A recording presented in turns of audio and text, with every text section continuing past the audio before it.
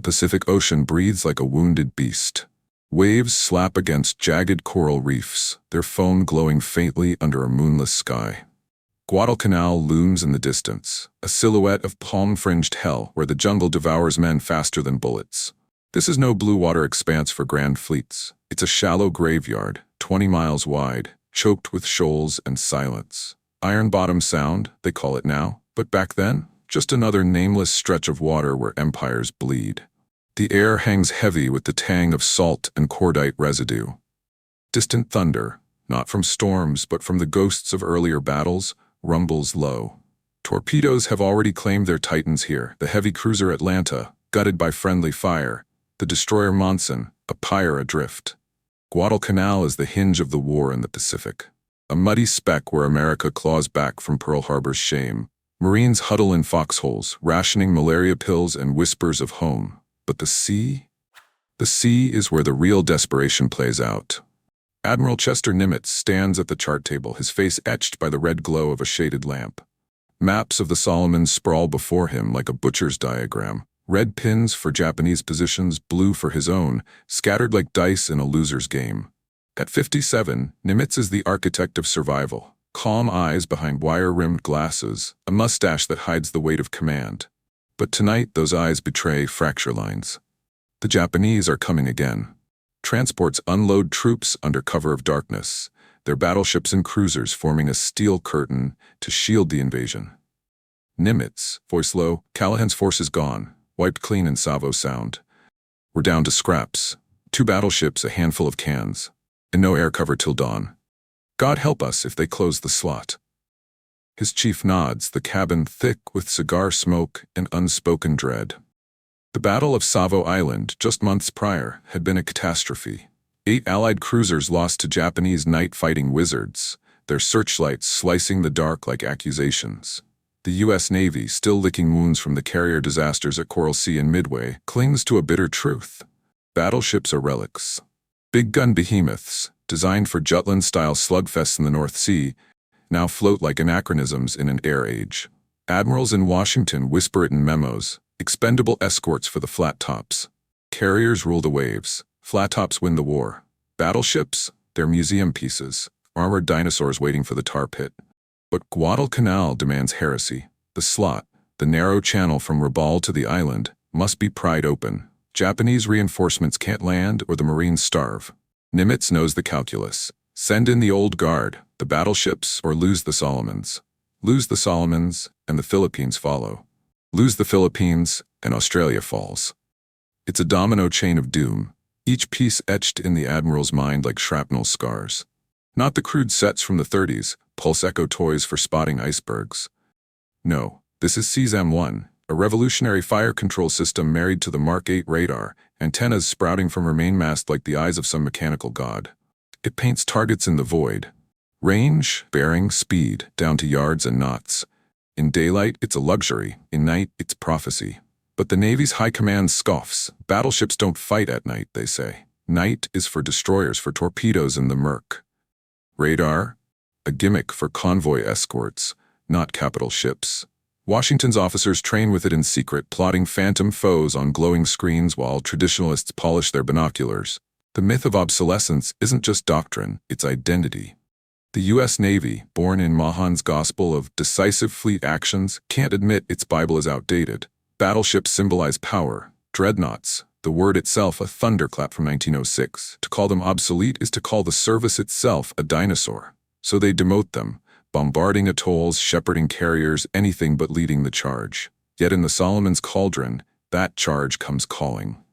Kane, 24 from Brooklyn, hefts his Garand, eyes hollow from dysentery and doubt. The island is a fever dream, vines like serpents, air buzzing with malaria mosquitoes. Henderson Field, the airstrip wrested from the Japanese in August, coughs out fighters, dauntless dive bombers, wildcats that barely outrun Zeros. But fuel runs low, pilots count sorties like breaths. Kane, muttering to his radio man, wheeze, heard the big boys are coming tonight. Battleships, like that's gonna change the Japs landing troops while we sleep. Wiping sweat, voice laced with sarcasm. Yeah, last time the Navy showed, they lit up our own cruisers. Friendly fire's the new strategy. Laughter dies quick, cut short by the crack of a sniper's round. Kane ducks, heart pounding. The beach is littered with the detritus of desperation, rusted Type 95 howitzers, abandoned sake bottles from Imperial dead. Guadalcanal isn't glory, it's attrition. 2,000 Americans dead in 4 months, matched by Japanese losses. But the island holds barely because of Cactus Air Force, those ragged planes from Henderson. Tonight, they can't fly. A typhoon's fringe scrubs the sky's grounding wings. The sea is naked. Nimitz paces, telegrams crackling from Noumea. Reports from scout planes. Japanese battleship Hiei limps away, crippled from a prior airstrike, but her sister Kirishima steams south with Vice Admiral Nobutake Kondō's force. 2 battleships, a heavy cruiser, destroyers like wolves. Kondō 58 is a samurai in khaki, erect posture, eyes like polished obsidian. He commands the IJN's night fighting elite. Long lances, torpedoes, Type 93 oxygen devils that outrange anything American. Savo proved it. Japanese optics and training turned darkness to advantage. Nimitz's counter, Task Force 64. 2 battleships, Washington and South Dakota, flanked by 4 destroyers. No cruisers, no carriers. It's a suicide probe into the slot, 200 miles up the slot under radio silence. The plan: intercept, bombard the transports, withdraw before dawn. But Nimitz knows the odds. Callahan's Task Group 67.4 tried it last night. Destroyers savaged, San Francisco and Portland battered, Juneau torpedoed with her 5 Sullivan brothers aboard. Hiei afloat, Americans retreating. Nimitz, to Captain Theodore Robinson, his ops officer, "Lee's the only one I trust for this. Ching Lee, he sees what others miss."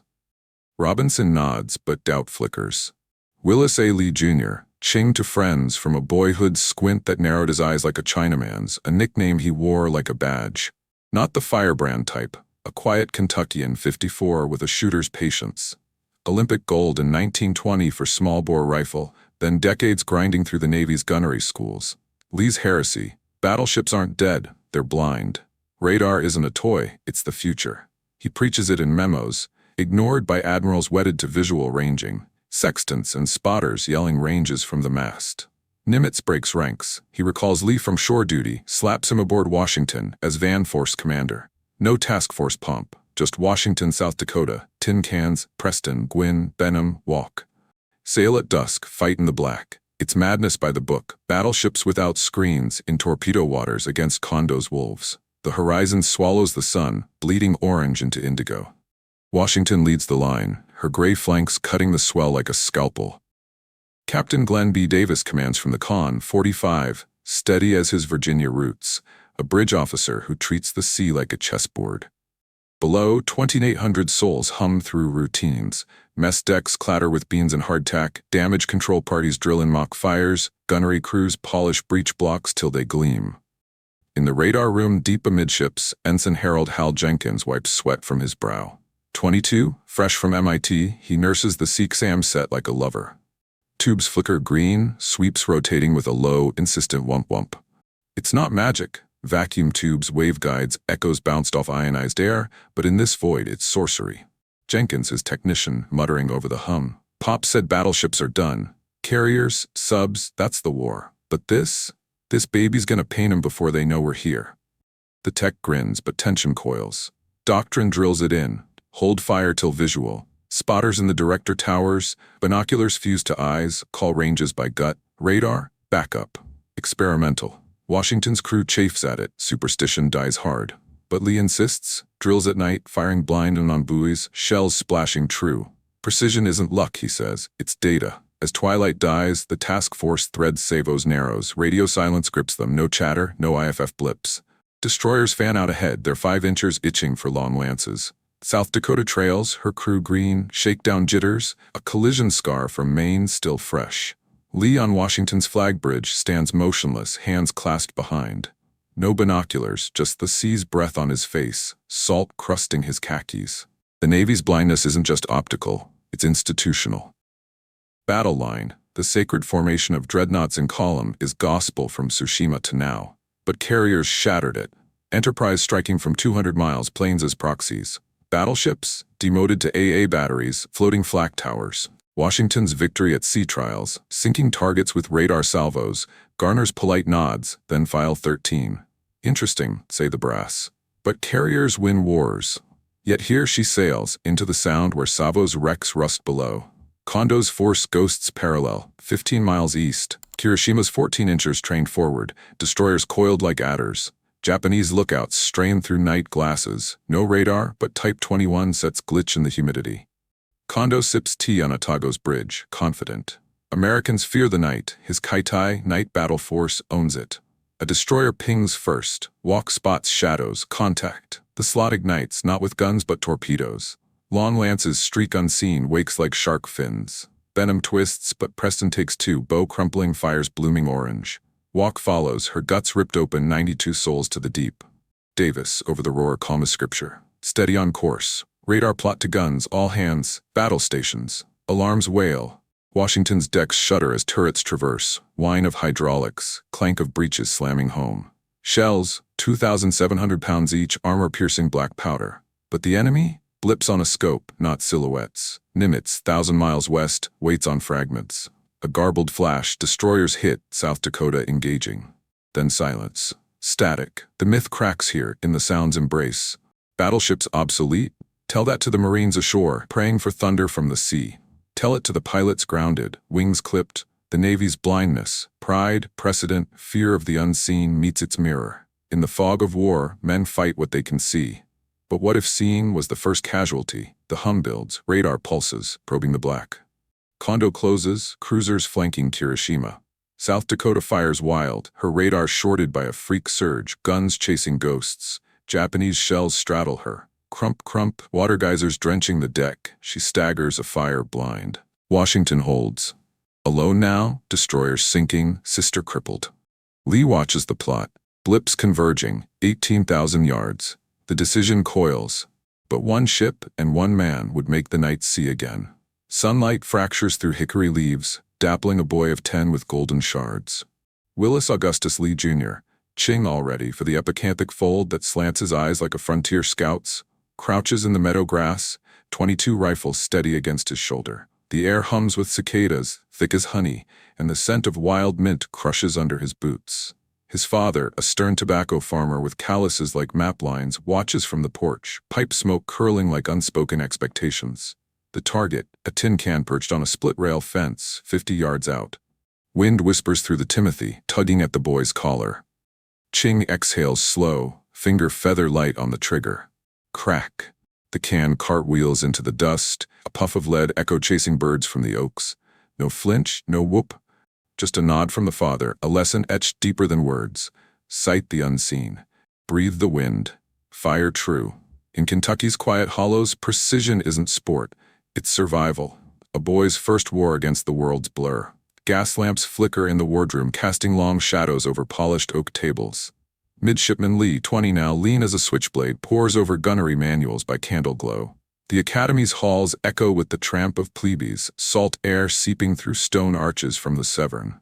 But Ching's world is smaller, diagrams of turret mechanisms, ballistic tables scrawled in his precise hand. Classmates chase liberty in Baltimore's gin mills. He drills with air rifles on the quad, pellets whispering into straw backstops. Cadet Harris, slapping a book shut, grinning through pipe tobacco haze. Lee, you're a ghost. Mahan's fleet actions, sure, but battleships? By the time we graduate, it'll be zeppelins and dreadnoughts dueling over trenches. Put down the slide rule. The sea's no rifle range.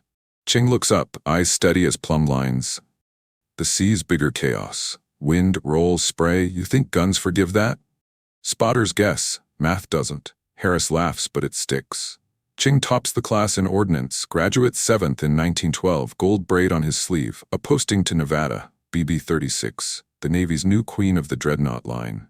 Pearl Harbor's cradle, 1916, he stands watch as her 14-inchers thunder in trials, shells arsing 20,000 yards to pulverize towed sleds. The deck vibrates like God's own drum, cordite sting biting the lungs. But Ching sees the flaw, spotters aloft, yelling deflections through speaking tubes, delays chaining commands like rust. A minute's lag, a mile's miss. He sketches fixes in his journal. Mechanical computers, gyro-stabilized sights, ignored of course. The Navy moves on tradition's tide. The summer games, a fragile piece after the Great War's mud. Ching, now lieutenant, trades khakis for flannel, .22 international match rifles slung over his shoulder. The range is a meadow scarred by trenches, Belgian earth still sour with gas. Wind off the Scheldt carries canal muck and distant bells. He lies prone, cheek welded to stock, breathing the grass's green tang. The bullseye, black on white, 200 meters. Competitors fidget, Ching merges with the earth, pulse the breath. Read the mirage. 8 shots, prone, 240 by 240. Perfection. Standing, another flawless string. Team gold for America, individual silver. Reporters cluster, flashbulbs popping like small arms. Reporter Lieutenant, what's the secret? Army boys say it's luck. Lee wiping fouling from the barrel, voice soft as rifled. Luck's for cards. This? It's knowing your tool, and the world's not standing still. The metal weighs light in his palm, but heavier in his mind. Back aboard Missouri he adapts. Gunnery drills at sea, firing on buoys and Biscay swells. Admirals note his scores, unnatural accuracy, but pigeonhole him. Bureau of Ordnance, desk-bound in Washington, tinkering with fire control prototypes. The 20s boom, flappers and speakeasies, Lindbergh's solo hop. The Navy slumbers, battleship fleets parading in review off New York, 16-inch guns saluting with whitewater plumes. Ching marries Ethel, sires 3 boys, but his nights burn in labs, vacuum tubes glowing, early radar echoes pinging tin plates and fog. He learned early, the eye deceives. The rifle teaches faith in the invisible, the drop, the drift, the breath held against entropy. The proving ground, Potomac mudflats where shells scream into Chesapeake Bay. Commander Lee, 43, balding at the temples, wire-rimmed glasses perched like a scholar's, oversees the range. Crews in dungarees haul powder bags, sweat sheening olive skin under the hammer of July sun. The air cracks with reports, 5-inchers barking at drone sleeves, tracers stitching the sky. But Ching's focus, the plotting room buried in concrete bunkers. Mark-eye computers whir, servos whining as they crunch angles. He paces, clipboard in hand, querying operators. Lee range error on the last salvo, 12 yards over. What's the oscillation in the director? Operator sir, visual spotters confirmed 19,000. Radar's glitchy in the heat. Lee, glitchy's a word for not trusting the data. Run the trace again. Overlay optical and echo. The crew grumbles, radars for merchantmen, not kings of the sea, but complies. The Cezanne prototype, a bed frame antenna on a pole, pulses. Wump wump, green ghosts on cathode tubes. Ching watches, fingers steepled. It's crude, wavelengths long as football fields, jamming in storms, but it sees through smoke, rain, night. He champions it. Memos to Bjord, pleas for integration. The future isn't bigger guns, he writes. It's better eyes. Rejected. Again, the London Naval Treaty caps tonnage. Battleships freeze in dry dock. Ching rotates to Pennsylvania, flagship of the line, where he drills night shoots, blinded by searchlights, relying on dead reckoning. Crews curse the dark. He preaches patience. Night's no enemy if you listen. Ethel writes from Kentucky, come home, Will. The boys need a father, not a ghost. But the sea calls, a siren's hum in his veins. Welder's arcs stitch the sky blue, sparks raining like brass. USS Washington takes shape, keel laid 38, launched 41, a North Carolina-class Titan born in Roosevelt's Arsenal race. 729 feet stem to stern, beam wide as a city block, her hull a fortress of 12-inch belt armor, proof against plunging fire.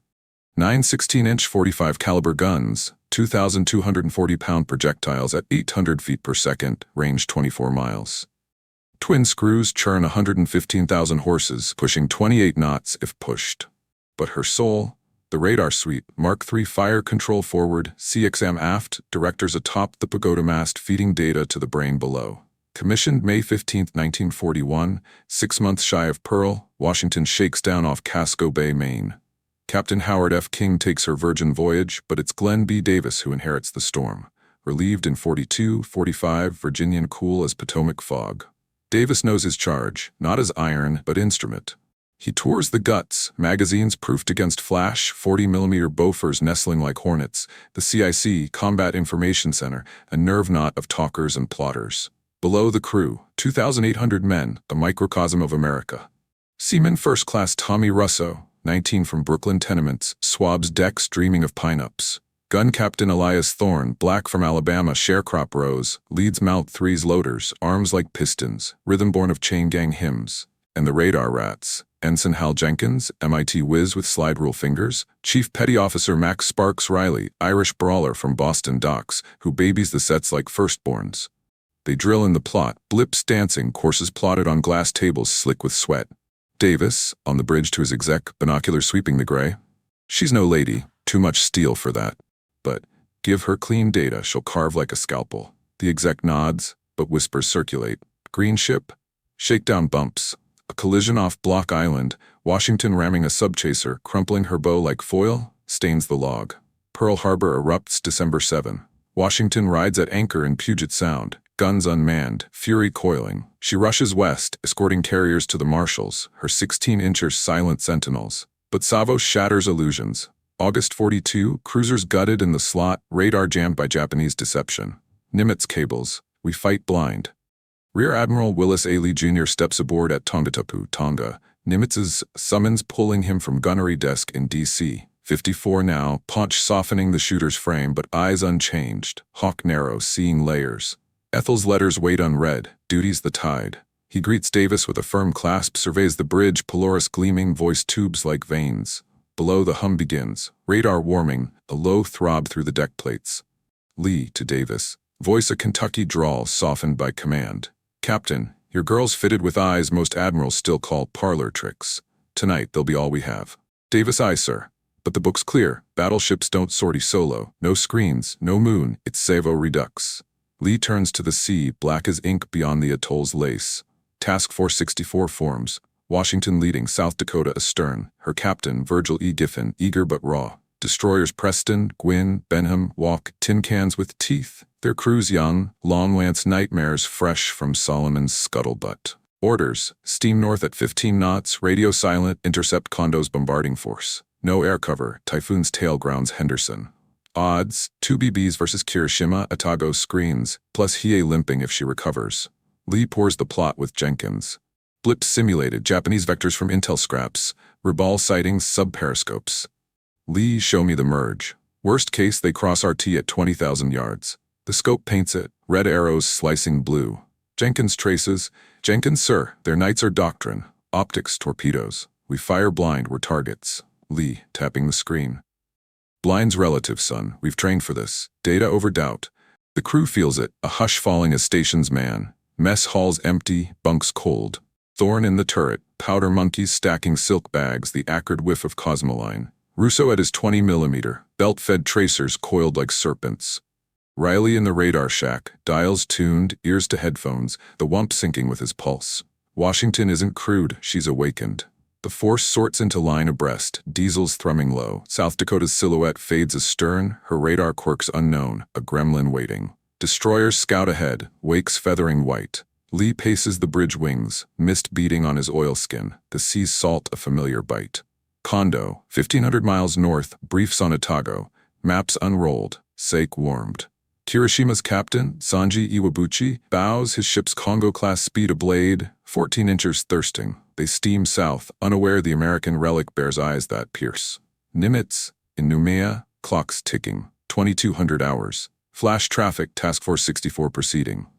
Then quiet. The storm gathers, not thunder, but the weight of unseen steel converging. Innovation isn't invention. It's the courage to trust the machine when men falter. Lee knew. Battles weren't won by broadsides, but by the invisible arc between intent and impact. He had spent a lifetime aiming at what others could not see. The sea is a black mirror, fractured only by the phosphorescent wake of USS Washington as she shoulders through the swell.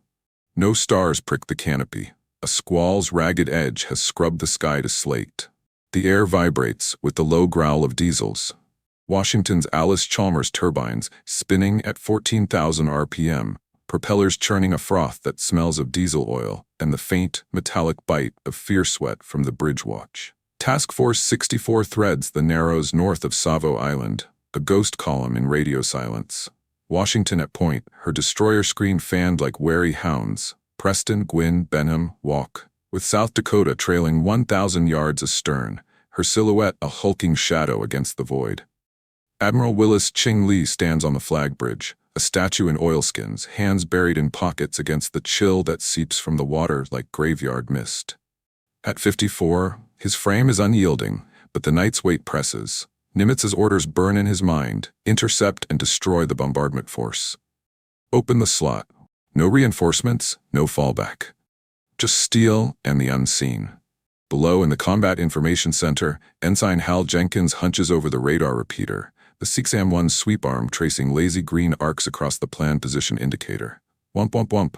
The pulse, a heartbeat in the ship's veins, probing 20 miles into the dark. Jenkins, into the squawk box, voice taut as a guy wire. Plot, con. Bogies bearing 285, range 28,000 yards. 3 heavies, pips tight, battleship and cruisers, speed 15 knots, course 180. Destroyers screening east. The talker relays it clipped, a chain of whispers from CIC to bridge. Captain Glenn Davis adjusts his headset, eyes on the dead reckoning tracer, lines etched in luminous paint, plotting the merge like a surgeon's scalpel path. Davis helm come left to 280, steady as she goes. Guns, stand by for remote control. Turrets 1, 2, 3. Forward, amidships, aft, traverse with a hydraulic whine that rattles loose fittings in the wardroom below. Gun Captain Elias Thorne, in the armored readout of Turret 2, feels the deck cant. His crew, 90 souls crammed in 1,000 cubic feet of steel womb, moves like a single organism. Loaders slamming 16-inch AP shells home, clunk thud, powder bags following in silk envelopes to starve flash. The air thickens with the sour reek of hydraulic fluid and unburnt propellant. Thorne, 32, wipes sweat from his brow, his voice a low rumble over the intercom. Thorne, to his pointer, steady as gospel, easy on the elevation, let the box talk. We ain't shooting crows tonight. The box, Mark 8 radar director atop the foremast, hums unseen, its Yagi antennas drinking echoes. No binoculars, no star shells. Lee's doctrine, fire on data, not desperation. The bridge crew exchanges glances. Superstition lingers, tales of Savo's blind slaughter, but faith in the Admiral holds like caulk in a seam. Walk, DD in 23, lid tin can, slices ahead at 25 knots, her SC radar, a shorter-range cousin to Washington's, painting the first true contact. Lieutenant Commander Clifton W. Ziggy Sprague, her CO, grips the rail, spray sheeting across the flying bridge. The destroyers are the fangs. 5-inch 38 twins barking if subs lurk, but tonight's prey is bigger. Long lance shadows haunt their wakes. Japanese Keitai doctrine turns nights to ambushes, torpedoes leaping wakes at 50 knots. A pip blooms. Enemy destroyers, 6 strong, peeling from Kondō's van. Walk signals by blinker. Enemy in sight, but the lights of betrayal. Japanese lookouts trained in the black arts of Yagura night optics spot the flash. From Akatsuki's bridge, 8 miles off, Captain Teiji Aro's voice cracks like a whip. Aro, in Japanese, urgent over the gale. Enemy destroyers, bear 120 torpedoes away, long lances full spread. Type 93s leap from tubes, 24 fish, 5,000-pound hammers with oxygen wakes that glow faint blue, invisible till they bloom. Walk twists hard, screws cavitating white, but the sea erupts. A long lance guts her amidships, magazine detonating in a pillar of orange flame. 92 dead in seconds, her stern cartwheeling skyward, hull folding like rice paper. Preston, DD-379, takes the next wave. 2 hits, forward stack crumpling, fires racing through the engine rooms. Captain Frank L. Walker orders abandoned ship, but the sea claims 115 before the pyre sinks. Sprague, over the din on Gwyn, voice breaking static. Washington, this is Gwyn. Walkie and Preston hit hard. Bogies closing fast, break off, but radio silence binds them. Lee's force steams on, the blasts lighting the horizon like false dawns. Mushroom clouds of debris, oil slicks igniting in spectral blues. Benham charges the flank, her guns stitching the dark with 5-inch tracers. Red lances that find Miyuki, shredding her bridge. But revenge is fleeting. A spread from Ayanami catches Benham glancing, flooding her forward. She limps, trailing smoke that reeks of burning paint and ruptured fuel. The screen fractures. Destroyers die in the van, their sacrifice buying minutes. Blips winking out on Washington's plot like stars snuffed. Kondō, aboard Arago's teak-paneled bridge, sips green tea gone cold, binoculars sweeping the pyrotechnics. At 58, Vice Admiral Nobutake Kondō is the IJN's Iron Fist, Tsushima veteran, Midway's shadow commander. His force, Kirishima steaming parallel, her pagoda massed a jagged silhouette, flanked by Atago and Tako, destroyers coiled, smells blood. Kondō, calm, to his chief of staff, smoke from a Kisaru pipe curling. Americans scatter like rats. Press the attack, Kirishima to center. Their battleships blunder blind, ours see the night as day.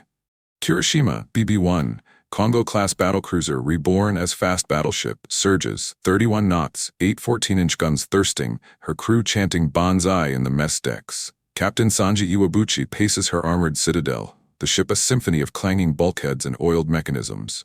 No radar, Japanese doctrine scorns it as crutch, but Type 94 directors, hydrophones pinging wakes, and 25mm AA crews vigilant.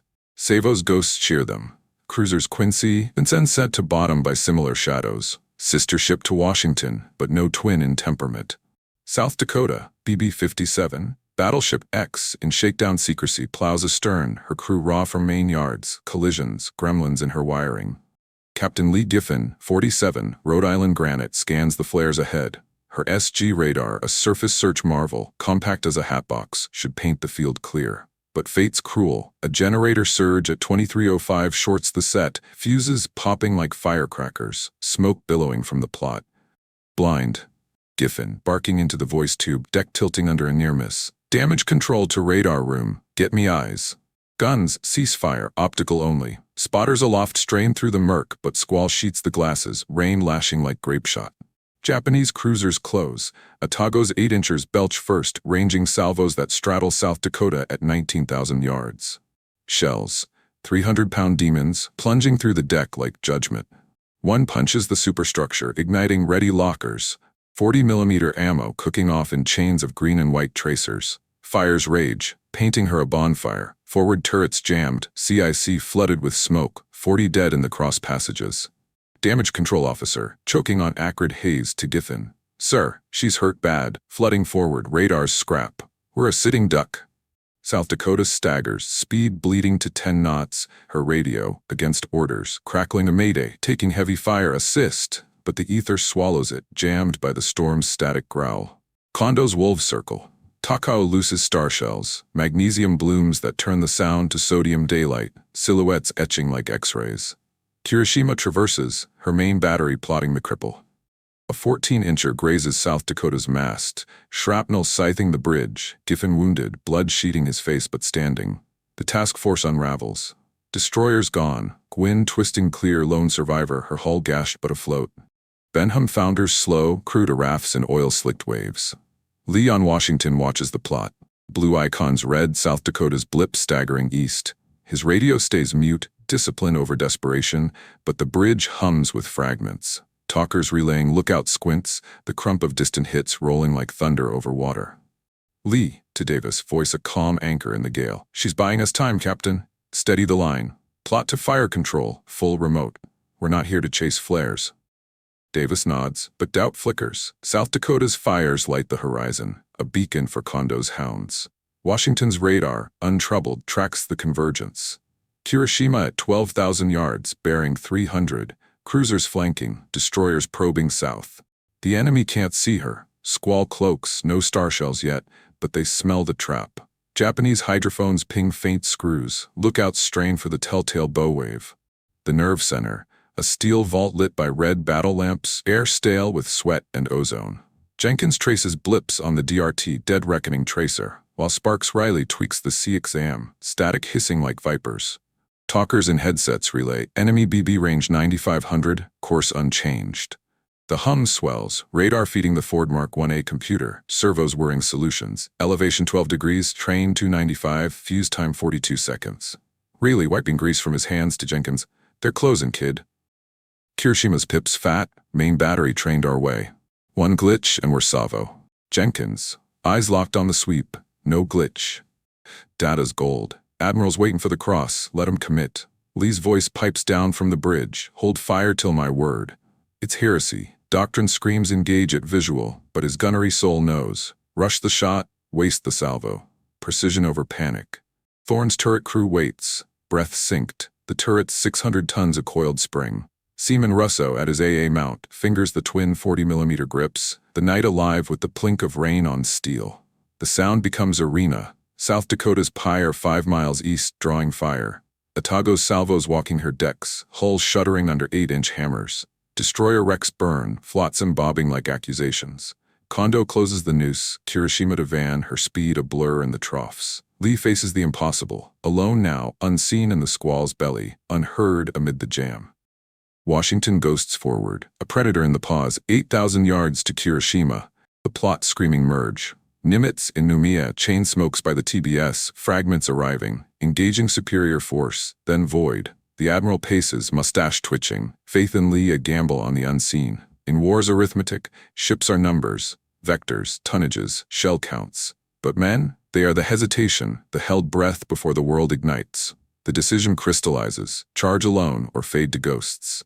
Lee's hand rises, signal to fire control, the hum peaks, turrets locking with a final clank. Blips align, enemy committed, screens scattered. In a sea of blindness, only Washington could see, and she was about to strike. The squall breaks like a fever, rain sheeting horizontal, stinging the faces of USS Washington's lookouts like salt flensed barbs. Waves crest at 10 feet. Troughs yawning black. The destroyer wrecks fires guttering low now, reduced to oily smears on the water's skin. South Dakota limps east, a wounded Leviathan trailing smoke plumes that reek of scorched insulation and ruptured hydraulics, her guns silent, crew battling blazes in the bowels. The Sound's heart is a cauldron. Magnesium flares from a Tago popping overhead, their harsh white glare etching silhouettes before dissolving into steam.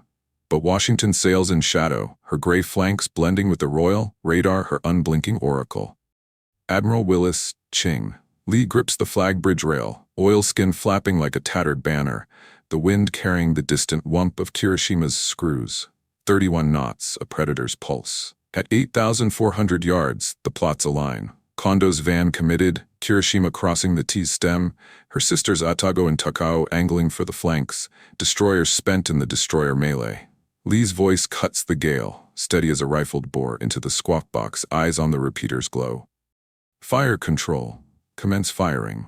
All batteries on target Alpha Kirishima, remote control, and God be with the rangekeepers. Captain Glenn Davis echoes the command, his Virginia drawl a lifeline. Davis guns, you heard the Admiral. Turrets 1 through 3, salvo fire.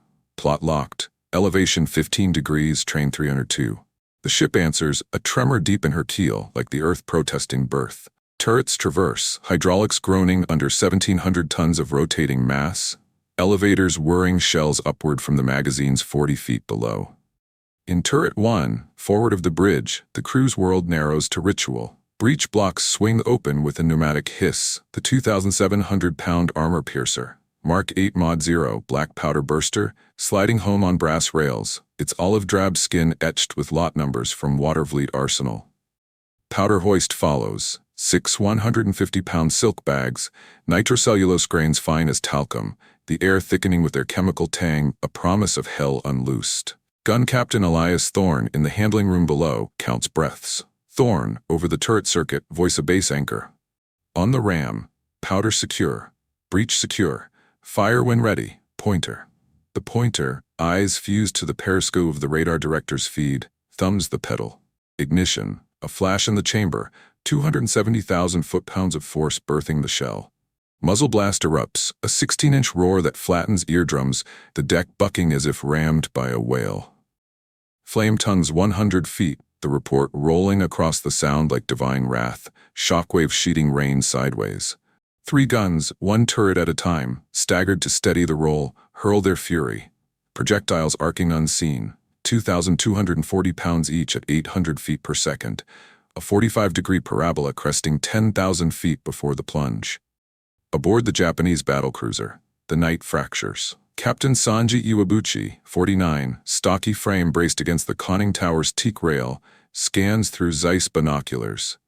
Kirishima's pagoda mast swaying, her 4 stacks trailing soot-black exhaust that smells of bunker oil and urgency.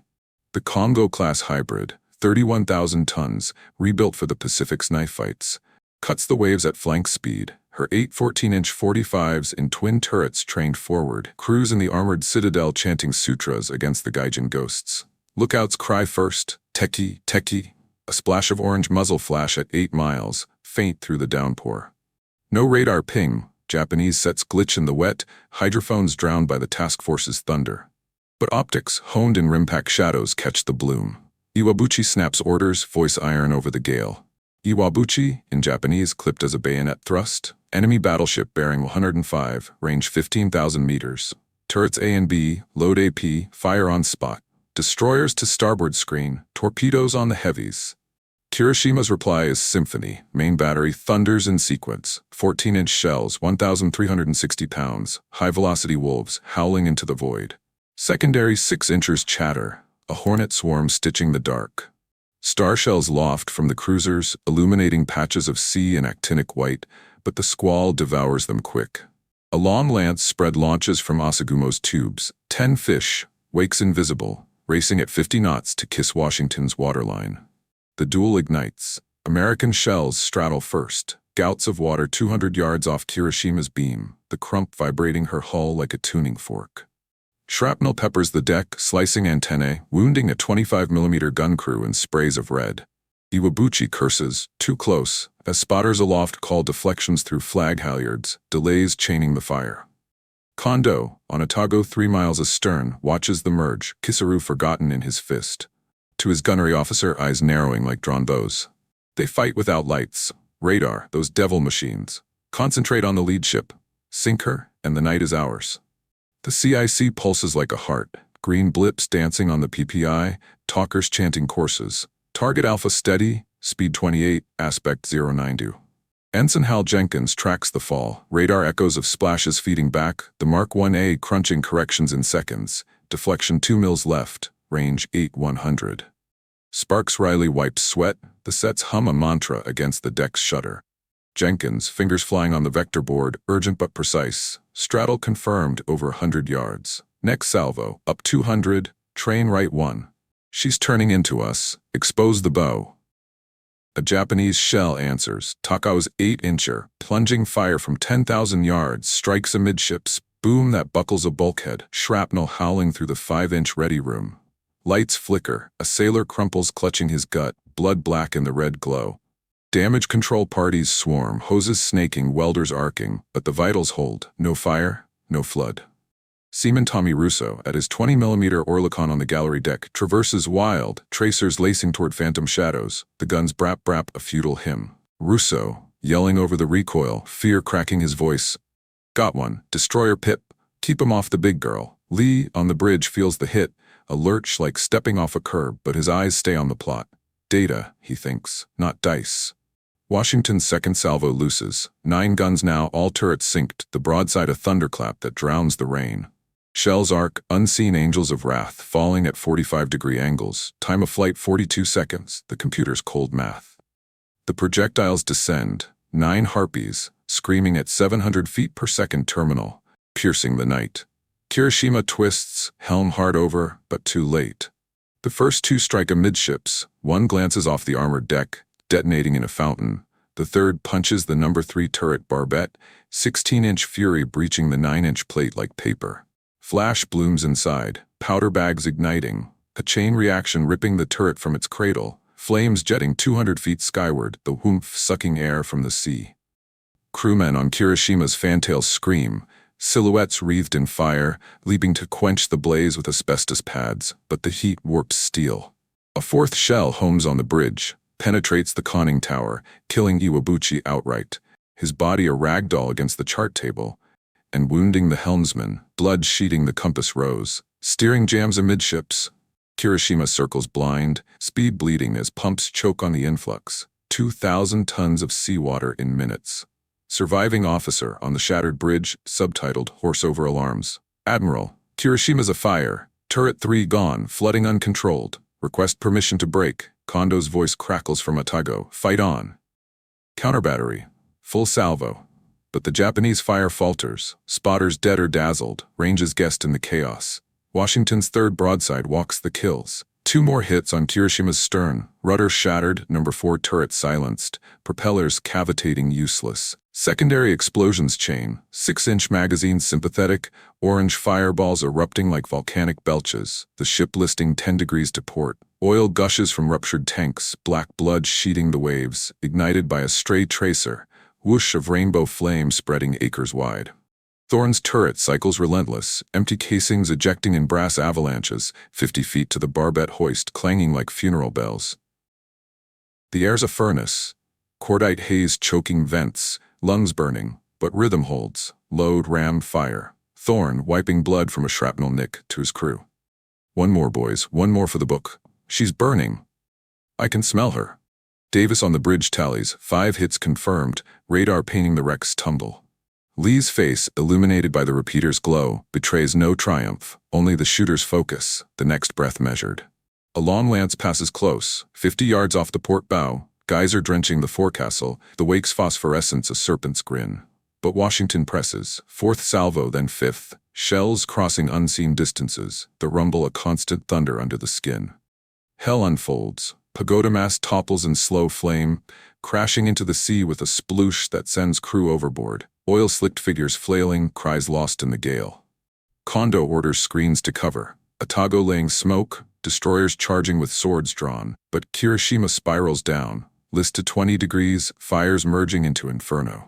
At 0015, the end, a magazine cook-off, the battleship's vitals rupturing in a pillar of white fire that lights the sound for miles, hulls splitting amidships, bow and stern jackknifing before the plunge. 250 hands to the deep, iron bottom claiming another Titan. Japan's first battleship sunk by gunfire in the Pacific, her radar-blind arrogance the grave. Lee watches the blip wink out, the plot clearing like a healed scar. Lee, soft to Davis, rain tracing his glasses. Cease fire, secure from general quarters, and get word to South Dakota. Tell Giffen we're coming. The bridge exhales, a collective slump, the hum fading to the sea's whisper. 7 minutes from first shot to last, 42 shells fired, 9 hits, a duel won in the dark. Hirošima's pyre gutters low, a funeral pyre for the old ways. Washington's decks steam with cooling metal, the scent of victory, burnt powder and brine, no cheers, only the quiet reverence of men who glimpse the future in a cathode's glow. Precision isn't vengeance, it's the quiet heresy of seeing true when the world demands faith in shadows. Kondō withdraws north, chastened, his force bloodied, transports aborted. Nimitz in Noumea receives the flash at 200. Enemy battleship sunk. Task Force 64 intact. Relief cracks his calm but questions coil. How? Radar? A lone ship? The reports will flow. Lee's meticulous logs, Jenkins traces, but the brass will murmur. Luck. Freak storm. Not doctrine. In 7 minutes, he rewrote the future and doomed his own place in it. The first light fractures the horizon, a hesitant pink bleeding into the gunmetal gray of the receding squall. USS Washington steams south at 18 knots, her flanks scarred but unbreached, scorch marks from Takao's near misses blackening the superstructure, a single 8-inch crater dimpling the No. 2 turret barbette, like a pox on unyielding skin. The air hangs heavy with the aftermath's bouquet, acrid cordite laced with diesel rot, the oily reek of Hirošima's grave rising from the flotsam field astern.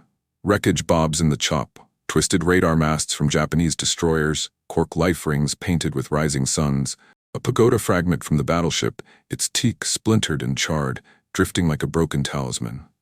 Admiral Willis Ching Lee stands on the flying bridge, thermos of black coffee steaming in his grip, eyes tracing the horizon where South Dakota rejoins the line. Her fires quenched but limping on one shaft, radar suit gutted, 39 dead tallied in the sick bay's grim ledger.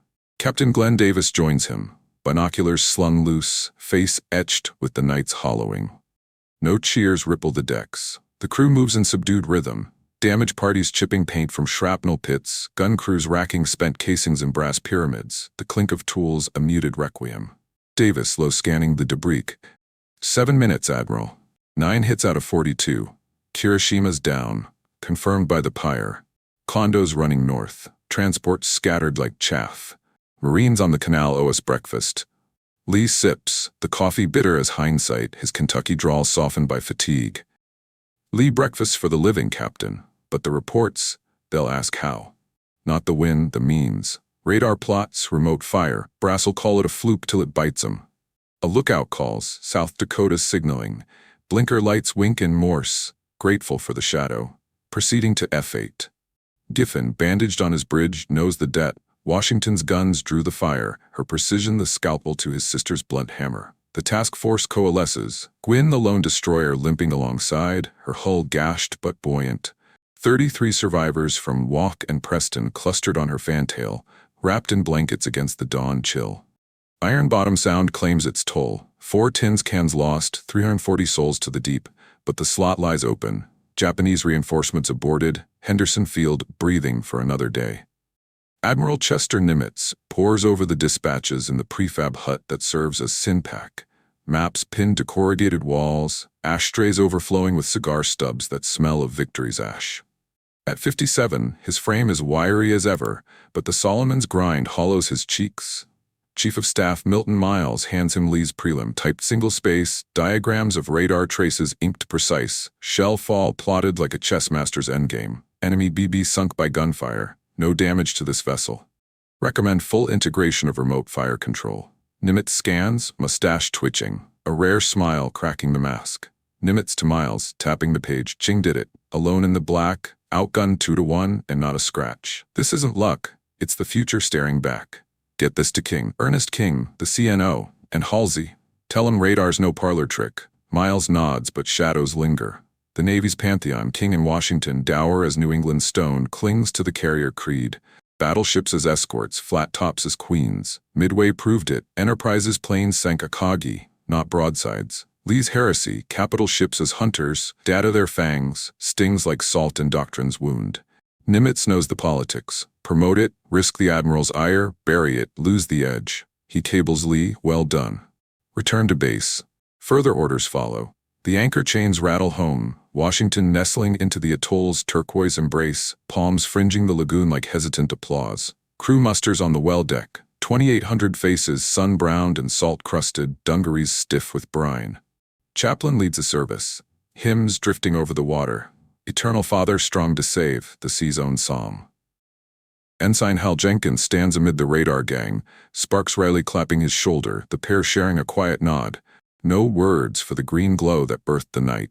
Gun Captain Elias Thorne, arm in a sling from a ricochet, addresses his turret crew, voice rolling like Potomac thunder. Thorne, we ain't heroes. Heroes get parades. We're the proof. Guns don't win alone. Eyes do. And we gave 'em the clearest damn sight they ever had. Seaman Tommy Russo, clutching a Purple Heart citation, mutters agreement, the deck still humming faint under his boots, like the ship remembers. Lee descends the accommodation ladder last, Ethel's latest letter in his pocket unread. Home by Christmas? The boys ask. Duty's chained tighter now. Nimitz detains him for briefings, the victory's echo already fading in the cables to Pearl. Victory's sweetest in the flare, but war's a jealous lover, claims the tale before the telling. The lecture hall, polished oak, brass spittoons, the scent of pipe tobacco and chalk dust. Commander Willis Lee, demoted to desk, promoted in whispers, stands at the podium, pointer tapping a projected slide. Radar traces from iron bottom, blips frozen in triumph. Cadets in summer whites lean forward, but the rear rows, senior captains, King loyalists, shift uneasy, arms crossed like barriers. Voice measured, eyes sweeping the room. Night actions aren't brawls, they're calculus. Visual ranging lags 30 seconds, a ship's length missed. But radar? It sees the intent before the move. Washington proved it. 9,000 yards, no lights, 9 hits. The age of spotters ends here. A hand rises, Captain Harlan, Battle Force vet, face floored. Harlan, Admiral with respect, carriers rule. Midway, Coral Sea. Your proof was a slot scrap storm cover. Battleships as prime? That's Savo thinking. Knights for the Japanese. Murmurs ripple. Lee pauses. The pointer still, a rifle sighted. Lee Savo was blindness by choice, we chose eyes. Dismiss it and next time it's our pyre. The session ends cold, no applause, just the scrape of chairs. Lee's memos pile in BORD files. Recommend SG sets fleet-wide. Remote directors mandatory. King shelves them. Interesting, but carriers first. Washington refits in Pearl. Dense hammered. Radar upgraded to Mark 8 Mod 2, but she sails as escort. Leyte Gulf's Shadow. Okinawa's AA plug. No spotlight. The Navy's silence a velvet gag. Guadalcanal falls to MacArthur in 43, but Lee's name footnotes the after-action. Task Force 64. Opportunistic engagement. VJ Day. Horns blare from tugs in the East River. Confetti sheeting the Narrows like ticker tape for the damned. Washington ties up for layup. Her war over. 16 inches cold since a shore bomb at Iwo. Radar antennas furled like forgotten flags. Crew disperses. Thorne to Alabama soil. Russo to Brooklyn stoops. Jenkins to Bell Labs, where vacuum tubes birth transistors.